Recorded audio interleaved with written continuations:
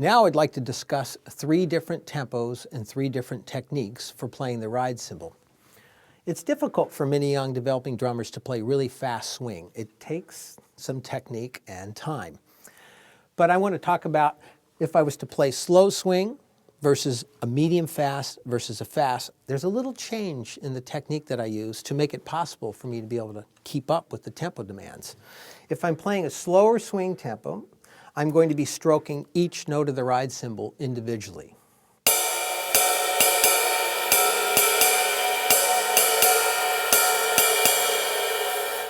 There's actually 1, 2, 3, 4, 5, 6, 1, 2, 3, 4, 5, 6, 1.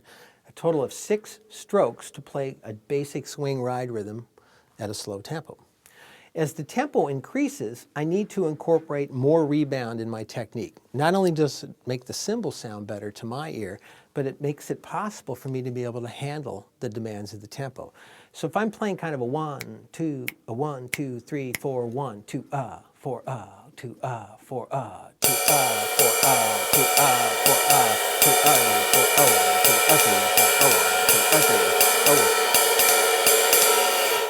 I'm actually, at that tempo, only playing 4 strokes on 2 and the of 2, on 4 and the of 2, and I'm allowing that skip beat, the swing note, a 1 to bounce, a 3 to bounce. So 1, 2, a 3, 4, a 1, 2, a 3, 4, a 1, 2, a 3, not a 1, 2, a 3.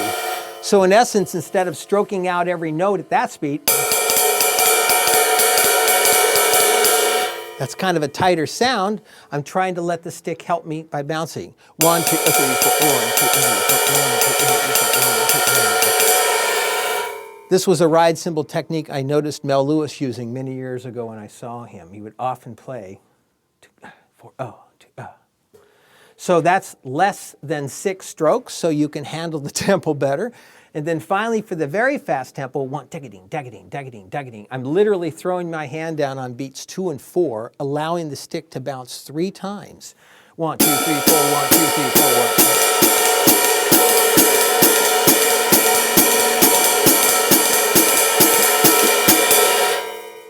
1. You'll notice there's more of an emphasis on 2 and 4 because I'm dropping the stick. Whether you're playing a slow tempo, a medium fast, or a fast tempo, you do have some options on how you accentuate the ride. It's going to be less easy to vary the dynamics at faster tempos, much easier at slow and medium tempos. What I want to talk about now is some different methods of how to emphasize different portions of the ride cymbal and allow you to hear how they change the feel. They're all good, they're just differences. There's a philosophy where all the notes should be the same volume.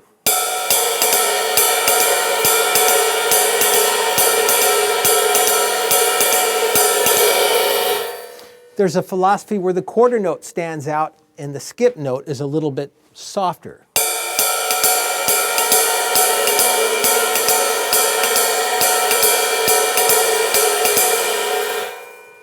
In more modern stuff, I actually hear that upbeat, or that skip beat as I call it, skipping, accented.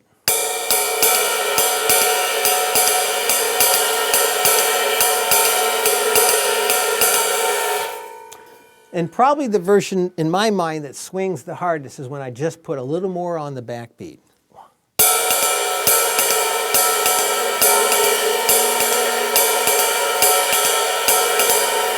So I'm going to demonstrate a brief little bit of comping with each of these different types of ride rhythms so you can hear how the change in the way in which you play the ride cymbal drastically can affect the feel of the swing groove.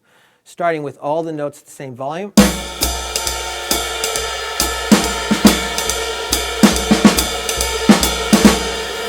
Now I'm going to swallow that skip note.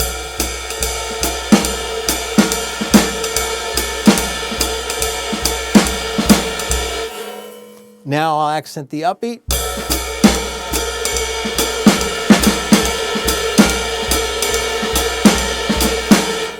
Now I'll lay it right on 2 and 4.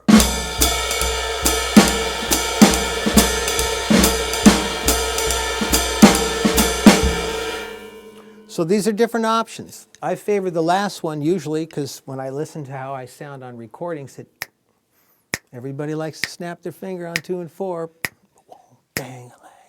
So that's the one that I favor. Anyways, they are all good. They all do something different to the feel.